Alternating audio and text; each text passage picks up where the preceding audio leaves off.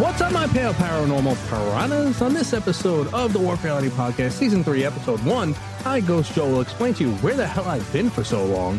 We'll read a story sent in by a listener, talk UFO stuff, talk ghost stuff. Edgegrave Dave will review the menu, we'll do some haunted eBay, and much, much more. So let's go!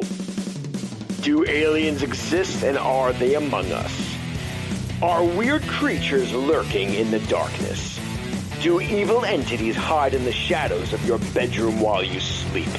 Join us as we explore all this and more on the Warped Reality Podcast.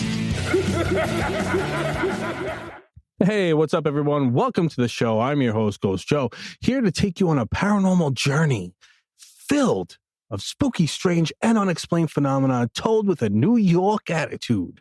So for those of you that haven't listened to my show before, or that have listened to my show, rather, I owe the 5 of you a very good explanation of where I've been since freaking March. I was abducted. What? No, I wasn't. Actually, I had this crazy health condition called central serous retinopathy, which severely hinders your vision.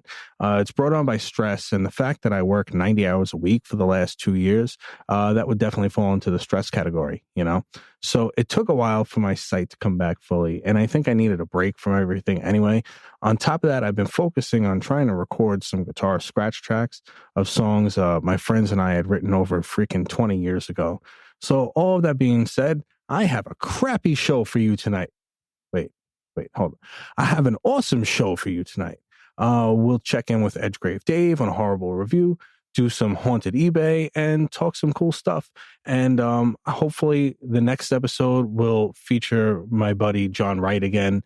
I know he loved doing the segment, and it's been so long. It's hard for me to ask people that had put their blood, sweat, and tears into this for me, basically, and for me to like kind of disappear and come back to it.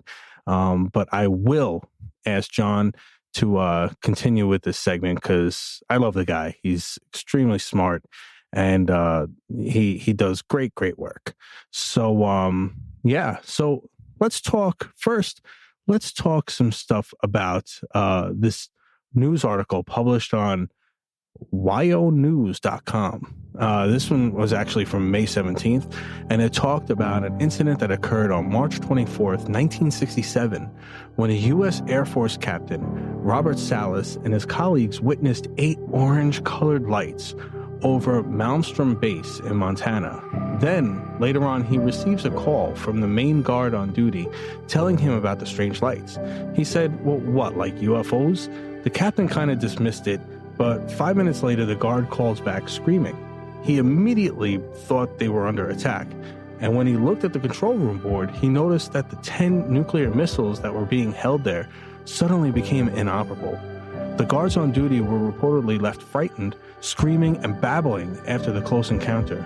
A UFO investigation was launched, but after 3 years, it was shut down, and all involved were told to sign documents swearing them to secrecy. So, with that being said, let's talk about the most recent thing that just happened. So, the UFO Congressional Hearing on July 26, 2023 was a big win for all of us UFO and alien enthusiasts. Now, yes, many might say that the government is diverting our attention away from other things going on. And of course, everyone is entitled to their own opinion. My friends over at Paranoi Radio Podcast can probably go into a lot more detail on what the U.S. government is trying to hide. So go check them out because they're awesome. And I'll be getting back to my segment with them as well soon, too. I definitely don't dismiss that possibility. But on the other hand, for me, this whole UFO alien disclosure thing is quite exciting.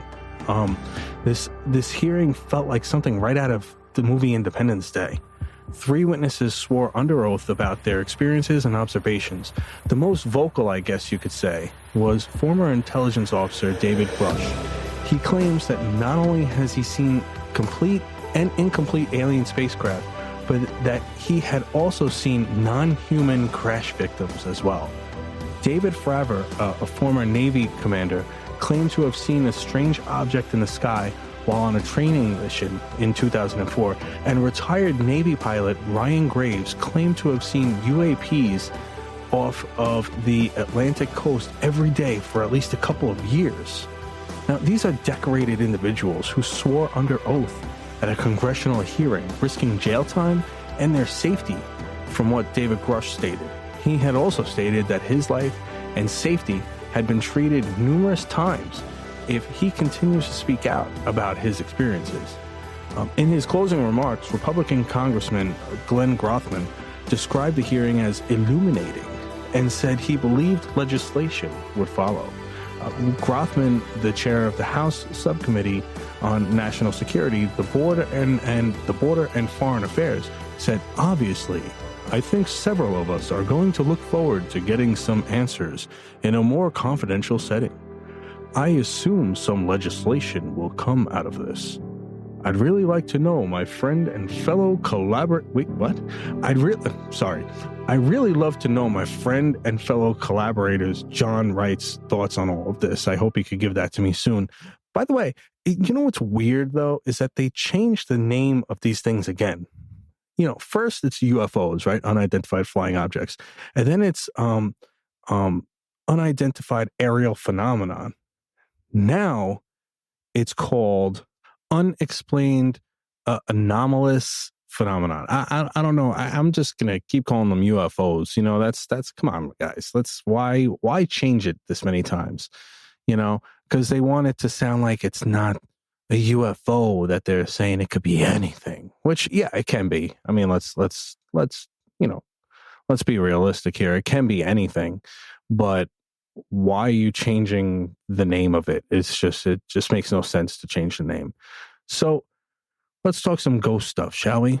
So paranormal investigators Lindsay and Lee Steer claim to have captured footage of a floating girl who had drowned in a mining disaster, almost 200 years ago. The sighting took place at Husker Pit near Silkstone, South Yorkshire, on June 24th.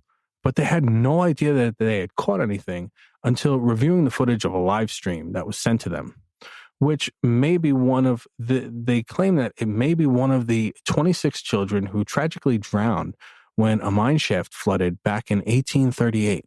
It's believed that the dead children were recovered from the accident site, washed, and then clothed in white. And Lindsay says that why the spirit is wearing a white dress. That's why she's saying that it was wearing a white dress. I'll put the link of the footage so you guys can decide for yourself. I hope that's not true about the clothes, though. Like, it makes me a little bit unnervy. Like, what if I died in the shower? I'd be a very embarrassed ghost, that's for sure. Anyway, on to the next thing. Let's talk some horrible reviews with my buddy, Edgegrave Dave. Take it away, Edgegrave. Horrible reviews with Edgegrave Dave. Yes, Edgegrave! What we have here is a perfectly prepared, horrible review in a very light, scary sauce, prepared in perfect portions, just for your pure fear and panic. So, are we ready? Yes, Edgegrave! Yeah, I hope you brought your appetites because we're discussing The Menu, directed by Mark Mylod, starring Rafe Fiennes, Voldemort, Anya Taylor-Joy, Nicholas Hoult, Janet McTeer, Hong Chau, and even TV's Who's the Boss, Judith Light. Angela. Of course, we can't forget John Leguizamo. So, this movie that we will be discussing is 2022's The Menu, which at the time of this recording, I did see in theaters. Now, this movie is certainly one that certainly whet my appetite, as it's a little bit different from some of the other movies that I have seen recently. This movie has it all, but you will certainly leave hungry, even if you're full, because man, the food that they show in this movie and all the ingredients is just awesome. I've never seen every chapter shown as a course before in a film with the ingredients. So, here it is. Spoiler alert! Alright, so what we have here is a bunch of different individuals. It almost has a setup like a mystery, if you will, where everybody is going to an island. And the sole purpose is for foodies, guys. They are going to an island of the Hawthorne restaurant because there is a famous chef. And in order to get to this place, there have been people that have been waiting online for years. One person, actually, it was revealed, has eaten there 11 times. And oh boy, you will see why they were lucky enough to get in. Now, in a very sort of Saw-type reasoning and purpose, but not with, of course, as much gore, you have a cast of characters and a very sadistic chef here that literally all get theirs, and for different reasons. The twists and turns and how they reveal certain things and all the interwoven stories is just done brilliantly. And while it starts off as a mystery, it slowly unravels and reveals itself for the sole purpose. Guys, I just truly love how this movie was done, because the meat and potatoes of this movie really starts to unravel itself with very sophisticated elegance, actually, that slowly starts to unravel itself. The main villain, chef character, his words could literally cut butter like a knife. You have the movie star, you have the business people, you have the elderly couple, you have his mother, you have a crazy bunch of militant type chefs that follow his every single word in the kitchen. And the main character, I mean, you have this goofy guy that's just a really big foodie. I mean, they all are, but this guy would literally do anything. He would almost be like a deer caught in headlights, but yet he still has food in his mouth. And the main female character, she's not supposed to be there, and you're sure as hell gonna find out why. And let's just call her a service girl. But man, the wit, the dialogue, the way that she sort of outsmarts him without giving too much away is just great. It does have a brilliant climax. I think that the way that I'm going to call this layered horror, you know, when things do happen, is done in a perfect way. I love the way that for every single meal that is prepared, and it was done by real chefs, by the way. I mean, cooking this food, I mean, you had some of the most famous, you know, best chefs in the world that helped work on this movie. I really do give them credit, but I digress. The way that each ingredient is even shown on the screen, that even goes into absurdity. I think you'll really appreciate the nice detail that they have, you know. It's definitely dark, it's got comedy elements, there's action elements. This movie is a very well-rounded film that does an excellent job at tying any loose ends in the story, and I think it'll definitely hold your interest through it. So even if you finish your popcorn like I did, I think you're going to find yourself wanting to bite into something right after this and sort of get you just dessert. So from the appetizer, main course, all the way through dessert, go and check out the menu. I rate this one a 4.5 to an almost 5 graves, but I think that you will be leaving an empty plate, maybe even a few hours after viewing this movie. So go have a good meal, Ghost Joe. Wow. Thank you so much for that delectable review, Edgegrave. And it really whet my appetite for some more horrible reviews. And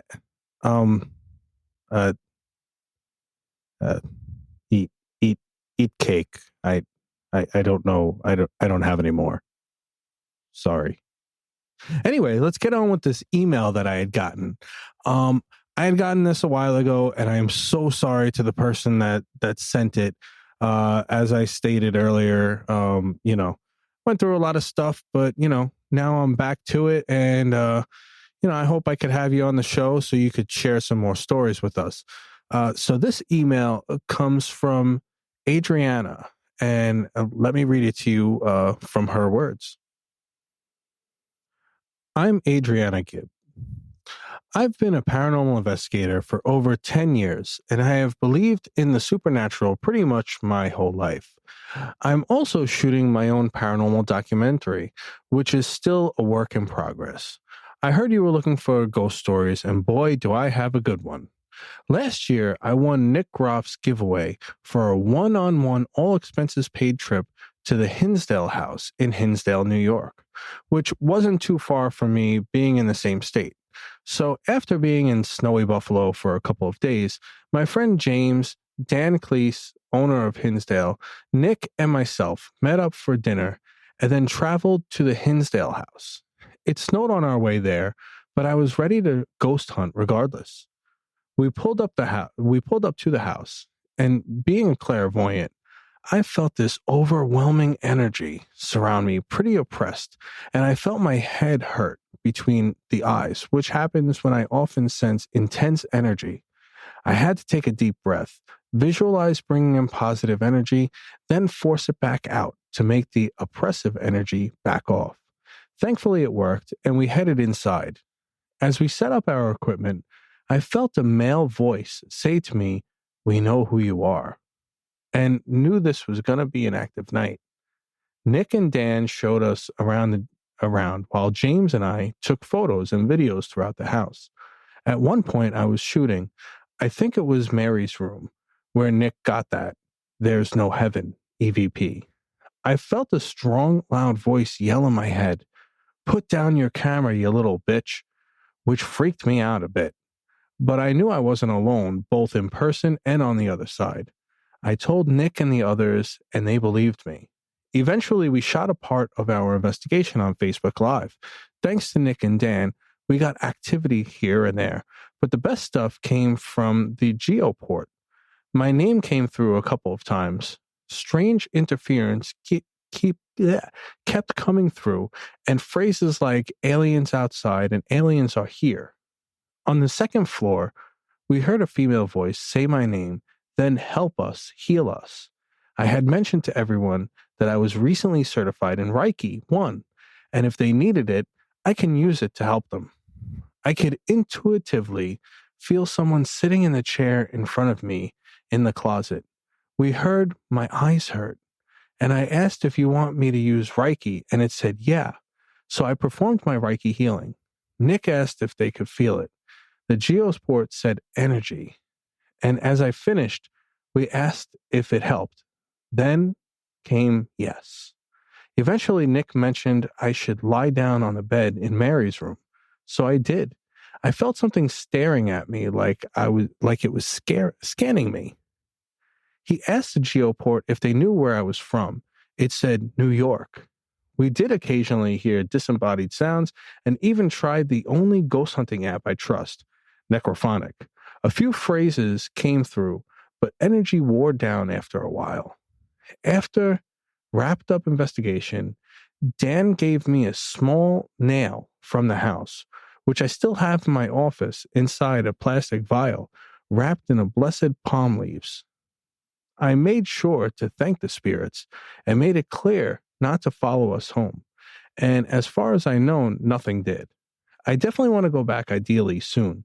I have plenty more of ghost stories. For instance, I recently went on a ghost hunt for Halloween at an old medical exhibit where I've been to many times. Inside one of the bedrooms, I felt funny in the throat, like it was swollen, though I was perfectly healthy. We later talked to a volunteer who knew the history of the museum, and a boy did die in that bedroom of a fever from unpasteurized milk, and one of the symptoms was swollen lymph nodes in the throat. Thanks for reading my story, and I would love and be glad to be a guest on your podcast. Looking forward to hearing from you, Adriana G. Thank you so much, Adriana, for this email. It's awesome. And hey, you're in New York too, which is great. And I will definitely be getting in touch with you. I hope the offer still stands. I know it's been a very, very, very long time. But you as a clairvoyant might know that I've been going through stuff. So who knows? But if you guys want to hear more from Adriana, please hit me up. You can email me at ghostjoeny@gmail.com and let me know. And if you have any stories, do the same, please. You could either email me like she did with a text, or you could email me an audio as well, a voicemail. So please do that, and I'd love to hear from you. All right, so now on to Haunted eBay. So the first item, and I really like this item too, because I've always wanted this doll, I guess you would say, when I was a kid, and I never got it, Dad. Anyway, this one is authentic. Well, maybe not this one though. Authentic, demonic, possessed Teddy Ruxpin, satanic, haunted, dangerous. And it's going for $46, and the shipping is $10 from Raleigh, North Carolina. It goes like this. Teddy bear is 12 inches tall, sits there slumped against the wall. At night, it unzips its furry skin, and out jumps something tall and thin. Wow, they wrote a poem about it. Huh. So this is the description now. So this bear creeps me out with those eyes so blue. The face is just blank and unsettling. It does talk like a normal ruxpin when you squeeze its paw, but the voice changes to a deep, unnerving voice and sometimes a gargly laugh at the end. Ruxpin has a tall, very slender, dark figure that manifests itself when you least expect it. It sometimes stares down at you or will float to a corner in the ceiling, and it has no feet. That's the demon getting out. It is a situation where you need to get away, but you feel frozen in fear. Demons are terribly dangerous if they get near to you. It can hurt you physically. It scratched my husband on the face, but also mentally in all sorts of harmful ways. So yeah, Ruxpin is cute in a way, but something I don't want around. My paranormal background is centered around my marriage. My husband is a psychic medium. It runs on his mother's side. We live in an almost century-old farmhouse that has his great-grandfather built here in rural eastern North Carolina. We live a stone's throw from the battlefield where the last full-scale action of the Civil War, in which a Confederate army was able to mount a tactical offense. This major battle, the largest ever fought in North Carolina. So we are exposed to much paranormal activity on a daily basis. We have many ghostly apparitions that pass through our doors. We have been working together with mostly displaced spirits since we have been married 12 years ago. But my husband has been dealing with spirits all of his life. I have learned so much from him and still learning. Per eBay, I am not responsible for any paranormal experiences you may or may not have. This doll is for entertainment purposes only, but I will let you be the judge of that. All right. So on to the next one is Rusty Old Nail, which actually is kind of funny because it's about a nail, right? From like a building nail. And our friend over there, Adrian, had talked about having a nail as well. So this gives it a little bit of a little bit of gumption, right? So this one is Rusty Old Nail, Cursed Bad Luck. And it's going for $50. Actually, the starting bid is $50, and there's no bids on it. So if you'd like to get a nail for $50, go for it. A cursed one at that. It's $11.75 for expedited shipping, and it's coming from San Antonio, Texas. So this one says, I've determined that my bad luck started when this nail came into my home. It was July of 2022. My husband went to Commerce, Georgia to work on an old house we had purchased for our daughter. The flooring had to be peeled back to shore up the old pier and beam foundation. He found this old nail under the house and brought it home to Texas with him as a curiosity item. I put it in my curio cabinet along with other items I've collected over the years, or things that came from my ancestors. Since that exact time, things in my life took a turn for the worst and have not recovered. My ability to influence others at work and the credibility and success that always came natural to me completely dissipated. I have experienced significant financial hardship from these changes. It took some time for me to begin to even consider a cursed item was part of my cause, as my natural inclination was to take ownership and responsibility for the calamities I've experienced. Once I realized the timing of my bad luck coincided with this item, I thought about sending it back to the property in Georgia. That is when it occurred to me that the opposite was true for my daughter. The very exact same week that the nail came to Texas, her life in Georgia took a turn for the better. she was able to extricate herself from a physically and emotionally abusive relationship. Her problems started when I bought her the home, and she and her boyfriend moved in. She described an increase in negative energy from her boyfriend after they moved into the home, but I never connected the dots until hardship came home to me. Since the nail came to Texas, my daughter has thrived, found another single mom as a roommate, reclaimed a job she loved, and traded anxiety for joy. This is my true story. I cannot make any warranty about the future performance of this nail, nor do I have any history about this nail before it came into my ownership and to a willing customer. I am willing to share the address in Georgia where this nail was found to the purchaser. There are no refunds. The purchaser assumes all of the risk that comes with this nail. Your purchase of this nail constitutes your acknowledgement of the risks and your understanding and willingness to accept those risks. So, wow. So that's pretty crazy that this nail had come to this lady. She had started getting really, really crazy bad luck. And it turns out that the nail had come from her daughter's house that was being built. And, that was in this house, in this old house. And, which her daughter had very, very bad luck while this nail was in her house. Then when it came to, the new owner's house, the bad luck seemed to have switched. So that's pretty crazy if that's all true. But yeah, if you want a $50 nail, hey, go for it. And of course, I, Ghost Joe, or the Warp Reality Podcast accept no responsibility if you happen to purchase or bid in for any of these items and something does or does not happen paranormally or anything else otherwise. So yeah. So that's going to do it for me, guys. Thank you so much for tuning into the show. I hope you enjoyed it, and I hope I could get another one out to you in 2 weeks. If not, I will be coming back. Don't worry about it. Also, stay tuned for the Paranoi Radio Podcast. I will be doing my segments back on there as well again soon. And have a great time, I guess. Yeah. All right. Later, guys. Good night. Thank you for listening to the Warp Reality Podcast, and thank you to all my guests and contributors that help make this show possible. For more episodes, guest info, social media links, merch, and more, please check out warprealitypodcast.com. If you have a paranormal experience you would like to share, questions, comments, or you would like to be a guest in the show, please leave me a voicemail at 845-600-0744, or you can email me at ghostjoeny@gmail.com. You can do so anonymously if you'd like. Also, I'd greatly appreciate it if you could leave me a review on Apple Podcasts or warprealitypodcast.com. Have a great night, everyone, and don't forget to change your shorts.